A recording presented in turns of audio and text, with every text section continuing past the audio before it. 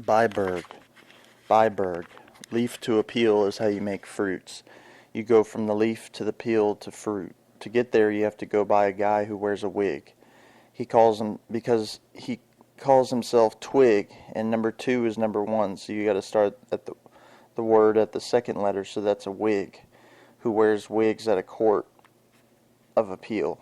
Judges, everyone involved with the judicial system in England is relatively supposed to wear wigs because they're the in-between that takes the power that was received from the sun and moved down a leaf called Ericsson.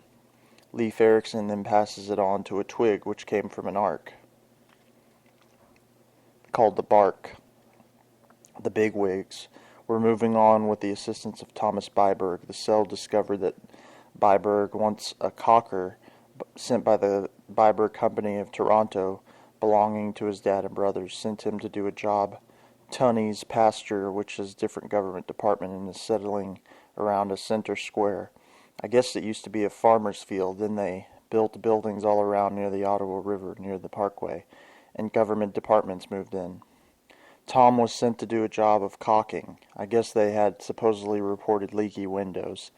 These buildings are medium high-rise buildings. I don't know how many, more than 20, somewhere in that range, less than 30.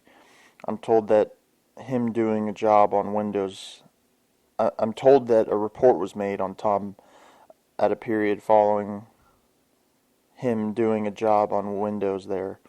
As part of the task, he was paid to carry out, he did something different. He opened a window from the outside by undoing the caulking. These are guys that hang off the ropes that hang from the rooftop and wash windows, that type of stuff. He went inside a government office and obtained a thing unspoken of but of great value. Shortly thereafter, his family company bought him out and Tom left with his first child and wife on a journey that took them to England, Wales, Europe, Greece, Syria, and Jordan, where he met with the king of Jordan at the time and passed on this valuable property. In trying to figure out what that might be, because the cell can't tell me when there's a crime that has occurred, they can't give me the details until it goes to court.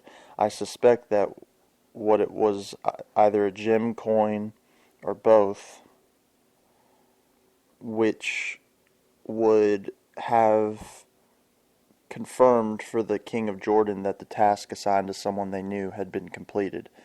As part of the signature, there's always in those cases meaning who did it for what reason. Usually in those cases they will refer to remote control. Basically is African by origin and linked to the word poppy. CBC have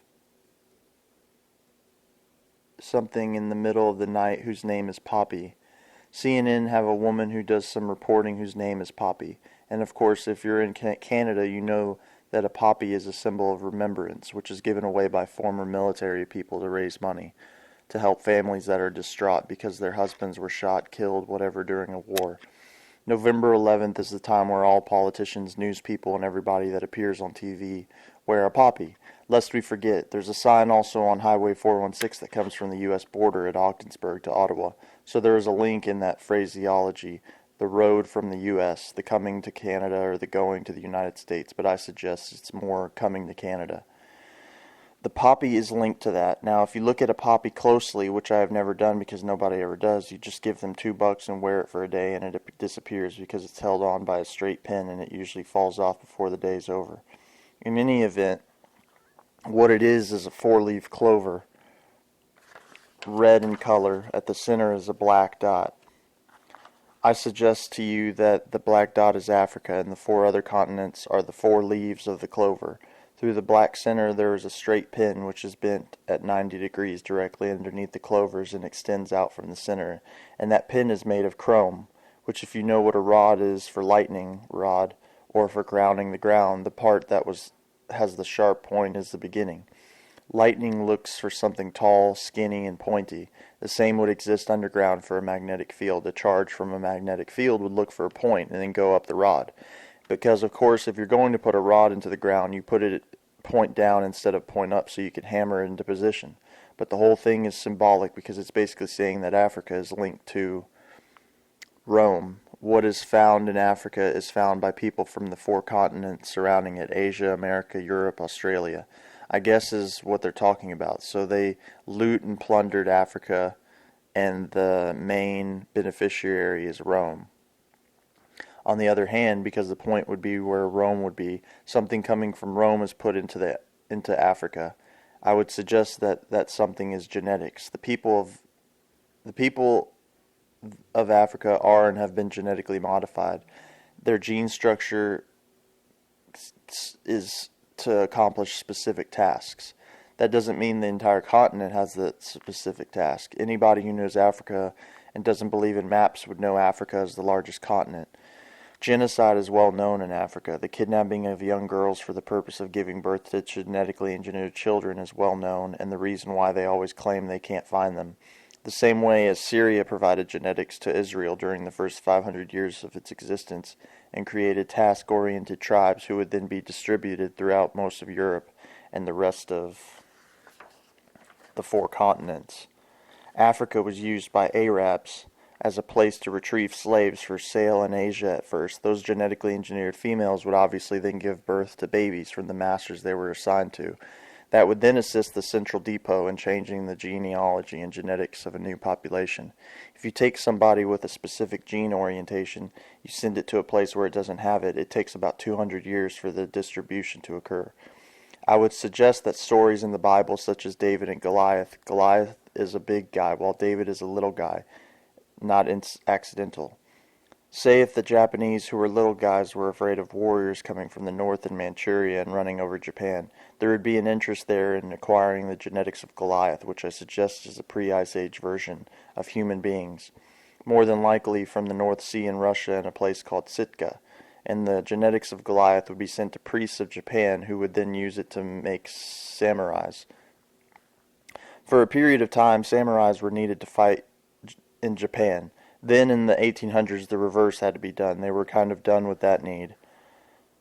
So the Jesuits from Portugal took over Japan with the help of the samurai. They basically eliminated the race, converted it to one who believed more in the emperor rules and democracy would someday prevail in Japan. By the middle 1800s, they had achieved their aim. It takes about 200 years if you're going to convert an entire population. So the poppy is designed to allow at least the military to remember that everything is genetic based and that the disposal of a genetic tribe or group is called genocide. When that occurs, it's because that particular group's task is finished and needs to be replaced by other people through a process of immigration now because slavery is not considered to be polite. So they use immigration, and that's why the first thing you do when you arrive in Canada, you have to go to a doctor, give blood samples, urine samples, and everything so they can determine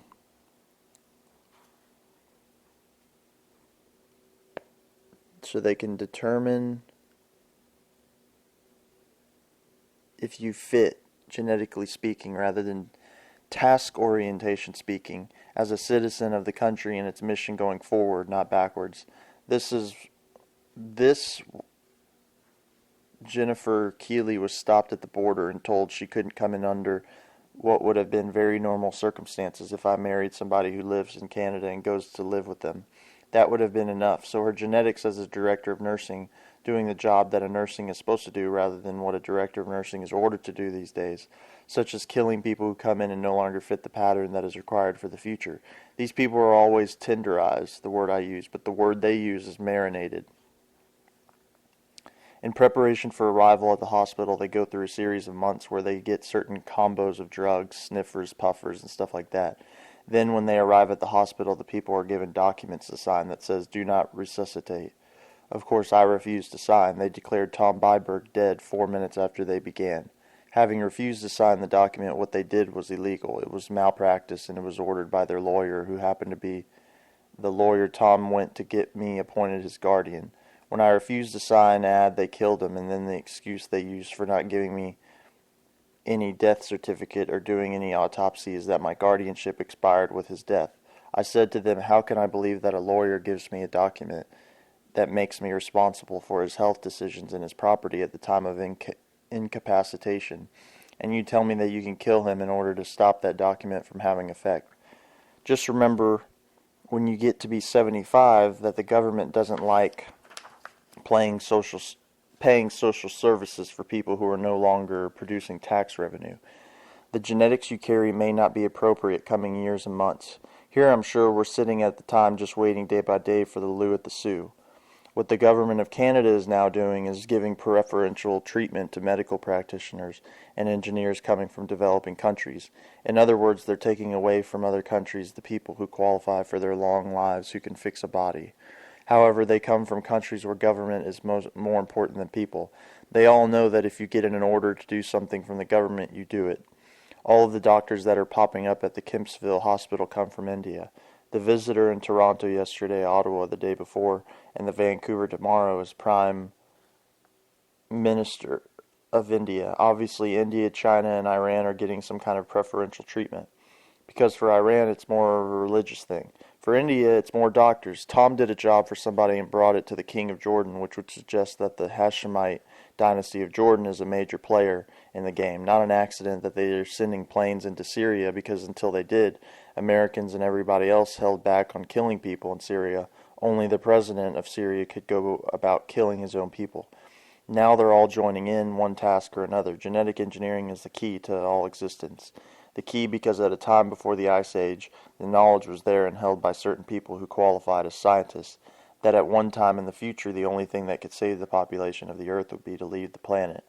In order to leave the planet, they had to learn some new technology that the small number of people existing at the time, 50 million people, was not sufficient to do all of the trial and error activity that would be required to develop a space program. Therefore, 6,000-year program was developed to be implemented after the Ice Age. So 2,000 years before the Ice Age, they began to move towards underground. That would be about 26,000 BC. The Ice Age lasted from 24,000 BC to 8,000 BC. 16,000 years. 8 getting worse and 8,000 years getting warmer. At the stage we're at today, we're at 2,000 years into the development of the population required for the space age, which they determined at the time would be Caucasian. So they wrote a little story and they said 200 years ago there occurred something in the Middle East called Christianity. They saw a guy called Jesus, which of course is all bullshit because all they were talking about was the creation of a gene pool based on the letter J, which can be pronounced either as an H or a Y. Pronounce it with an H, he's us. Pronounce it with a Y, yes, us. So they're basically trying to give me and Jennifer a hard time by removing Tom and his rent. That makes paying the mortgage that much more difficult. Whoever has something to do with it. However, the one thing they did not consider was that the word leaf, as in Leif Erikson, the first guy who came to this farm, leaf is life. When you scramble the letters, life after leaf after life, the afterlife. Tom and I made a deal, and that deal included whoever went first would notify the other one by predetermined activity. The predetermined activity has occurred, yet in a manner that is unclear. Communications have been received from Tom that could be interpreted that he's dead and is helpful in the understanding of life after death, or he's not quite dead and he wants to assist in getting him transferred away from where he is to be buried at the farm as we had planned. Tom was all Canadians in Ontario are the recipient of a government grant to assist in his funeral. That amount is $1,800. That amount has not shown up in Tom's bank account. At the same time, the information transmitted to us by the hospital is that they refuse to give us a death certificate. They say they gave it to his daughter. I've known Tom for 16 years and I've never met his daughter. The person calling themselves his daughter called saying that she had received information from the coroner that her father had died. I said that's the information that I've received, but at this stage of the game, I had no document to send to her or discuss with her because I don't have any. I still don't. They still refuse to give it to me. I told them last week that I had filed a criminal charge against the hospital administration's management, board of directors, nurses, doctors, intake people, and everybody that is associated with it, because they are running a genetics operation. Genocide is the central activity they perform. Their lawyer who told them that my documents expired upon Tom's death would be invalid because he's also the same lawyer who prepared my documents, and that would be malpractice, playing both sides. Whether Tom was in on their activities is a decision for another day. What is not in question in my mind at this stage of the game is that life after death continues in a different manner, so to speak. Communications with someone who has died can be achieved through the catmobile. That's why Egyptians brought cats into the house 4,000 to 5,000 years ago. That's why the cell told me I had to start a program and end up with the temple underground at the farm. 100 cats would be required for a farm the size 34 acres, which is exactly the size, I'm told, of Central Temple Square.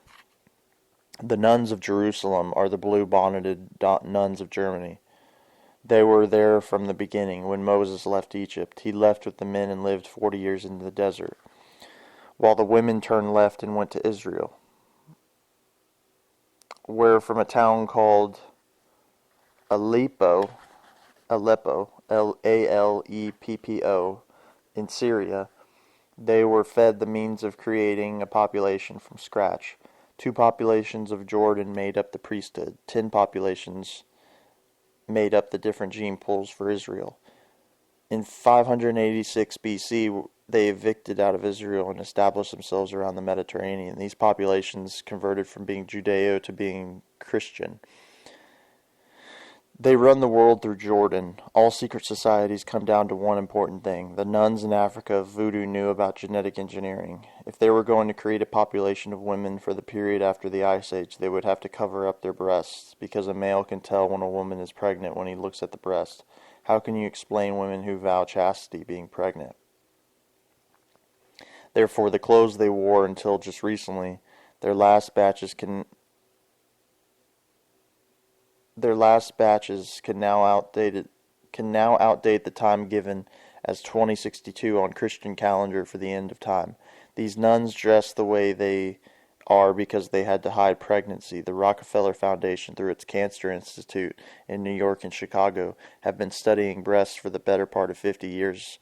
The purpose of studying breasts is very simple. Do you need 2 in a spacecraft designed for a hermaphrodite who can only have birth of 1 child at a time when supplied with the materials by a third party? If the answer is you can only have 1 child, you don't need 2 breasts. Therefore, what is the best usage for the space provided in a breast? Computing and communications for the purpose of 24/7 activity being sent up to your pod that brought you to this rock you're on after a 34-year journey. And everything you hear, everything you speak, which normally is fed to the pineal gland, is fed to this communications equipment. It climbs up to the pod, and from there a powerful transmitter sends it back to Earth. They needed many breasts, therefore they created breast cancer. Then they got to a point where they got all the information they needed from a cancerous tumor breast that they wanted to make sure that the conditions they were describing for the installation of technology would also work on a properly functioning breast. So they needed breasts that were not cancerous. So they now convinced actresses from Hollywood, based on the fear of getting cancer, to have their breasts removed. This of course causes a whole bunch of dingbats to follow. They now have all the breasts they need, cancerous and non-cancerous. Magnetism, although it's good to protect us from the sun, is dangerous if you live within its field. Its field is not powerful enough to hurt people, but if it is enhanced with electricity, the power of the magnet doubles. That's why they use it, say, on switches in cars. If you have an on-off switch, you put in a magnet so that's not functioning until you send electricity using the key. The minute you send electricity, it doubles, acts as a magnet, pulls the switch to the on position. Of course, if you're traveling down the highway and you cross a magnetic field, it could shut off your car. And of course, that's what's been happening, and they've been blaming General Motors for defective engineering because their cars shut down. It has nothing to do with defective engineering. It has to do with magnetic fields that are being boosted by the hydro company in the local area. Under our house, I have discovered indisputable proof that the house was built to kill.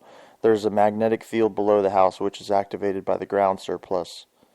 electricity sent by hydro, picked up by a rod at the pointed end, brought back into the hydro box as a magnetic engineering. Because it travels on much smaller wires, it's transferred to the telephone system and moved through the telephone wires throughout the house.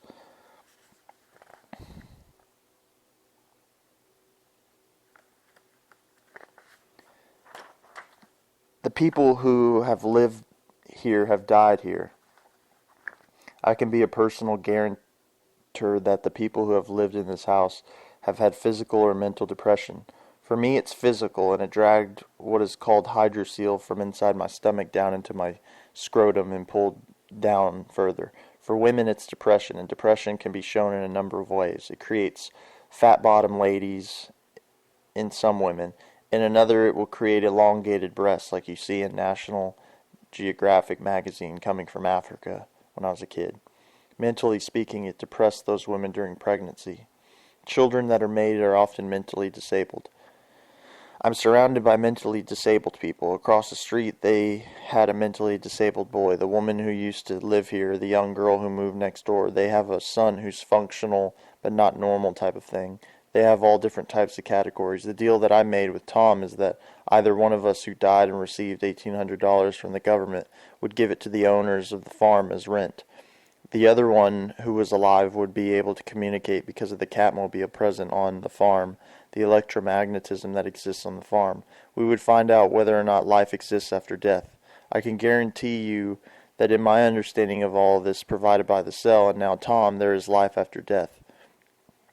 It's not the same for everybody. There are classifications and there are periods of transitions that exist in life after death.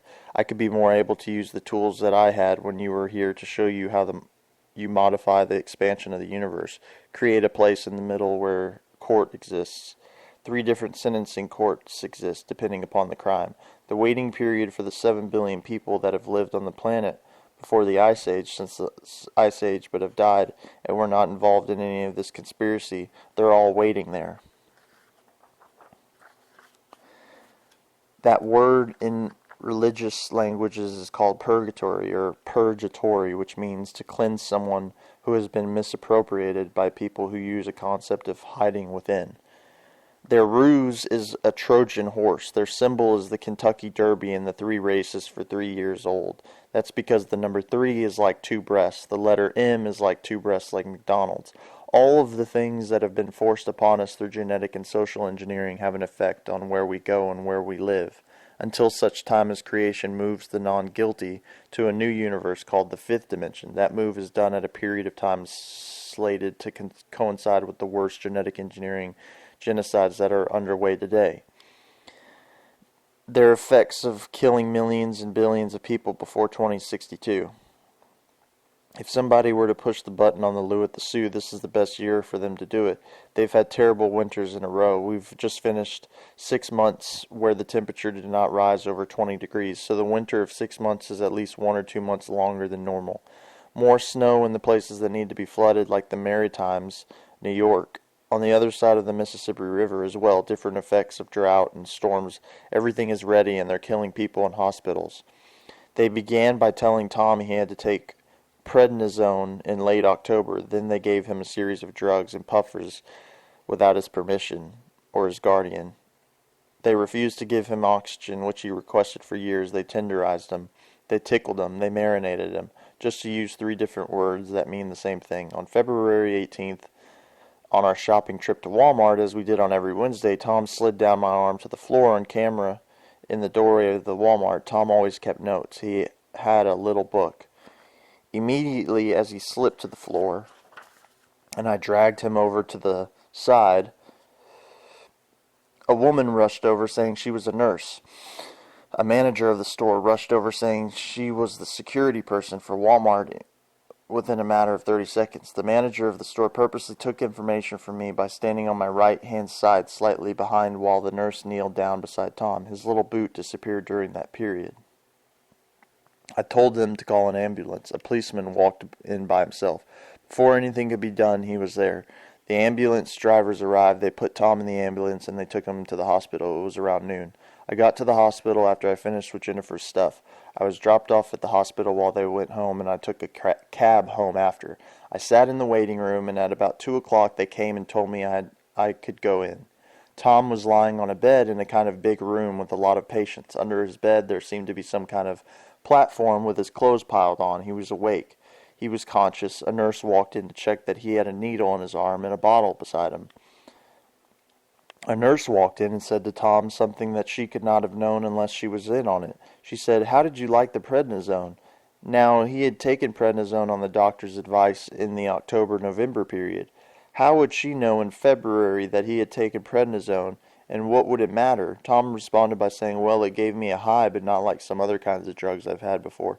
It gives a different kind." She giggled and said, "Yes," checked the bottle and walked out. Then a Hindu woman came in and said she was a doctor and that she had examined the paperwork and all of that stuff, and would I sign a do not resuscitate as the guardian. I said, "No. Look at him. There's nothing wrong with him. Just feed him. He doesn't want to eat these days because the drugs he's been put on. Put something on his arm that's going to give him nutrition."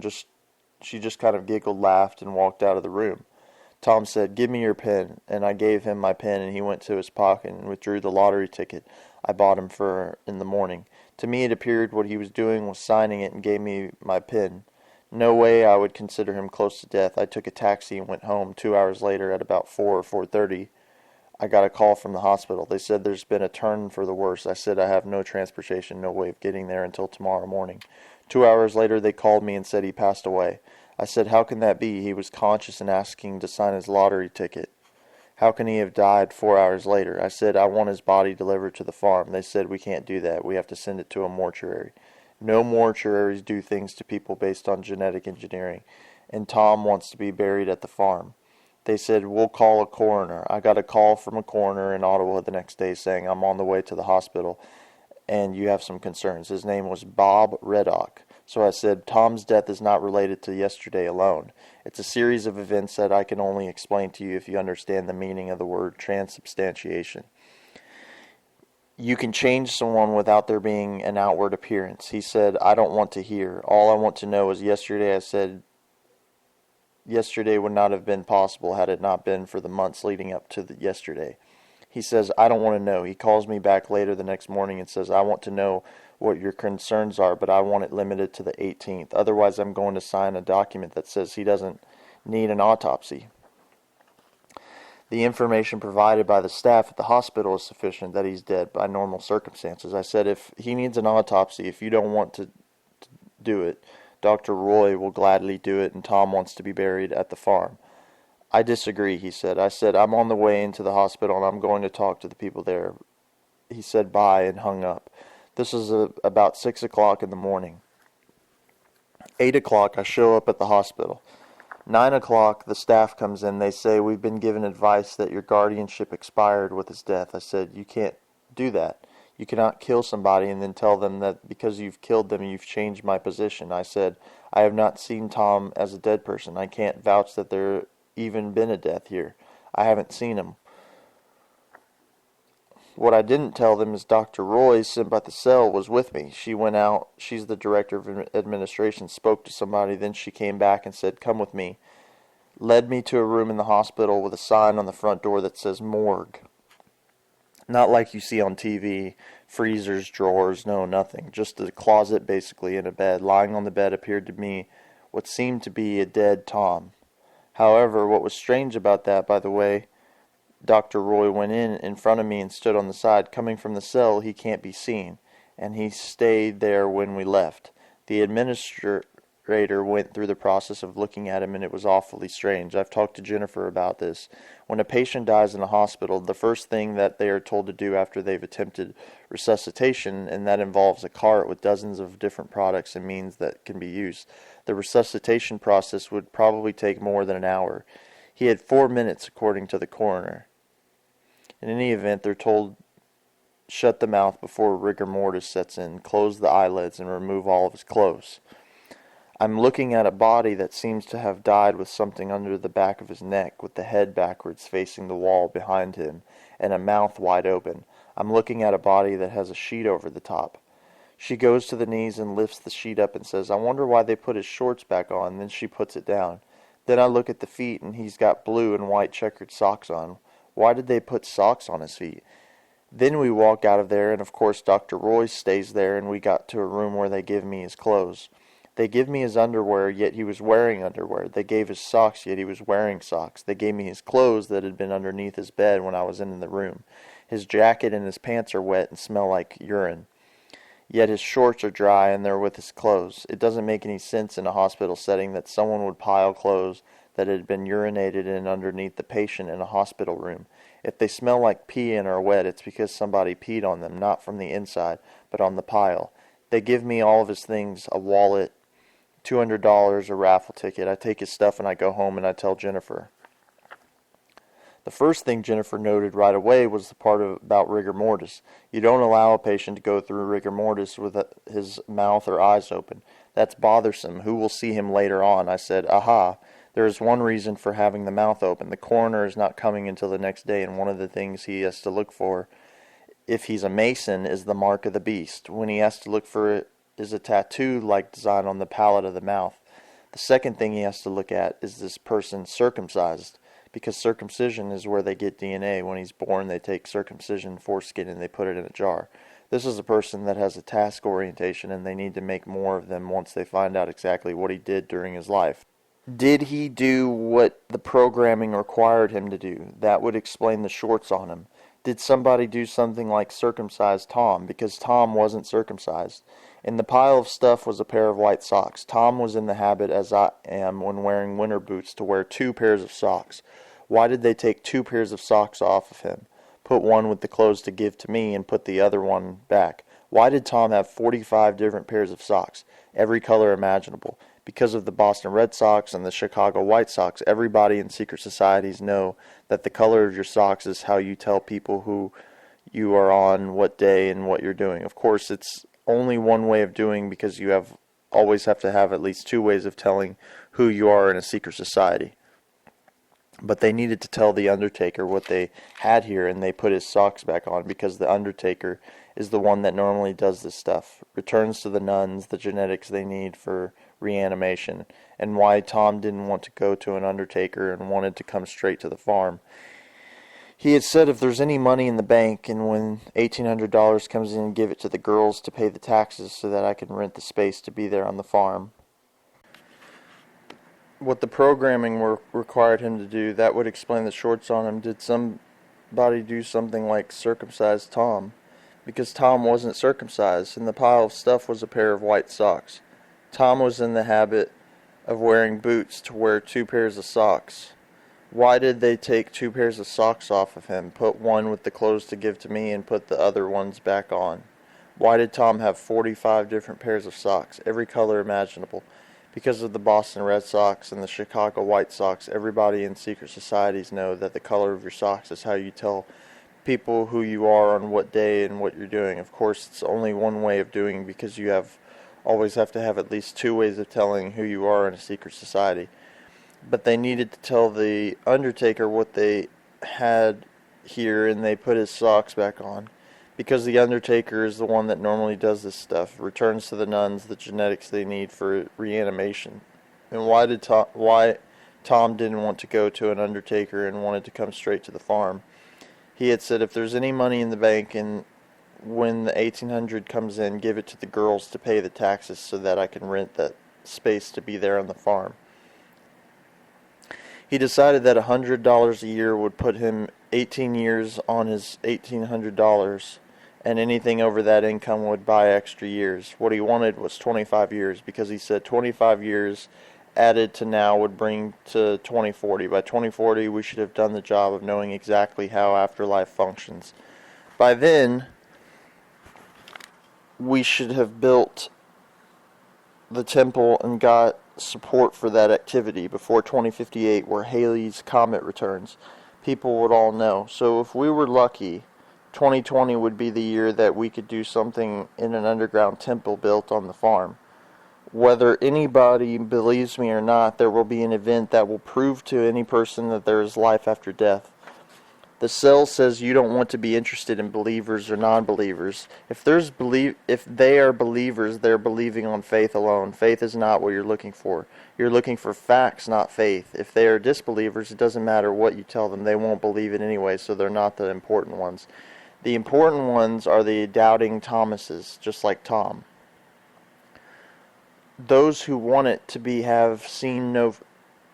Those who want to be seen. Those who do not want to see facts.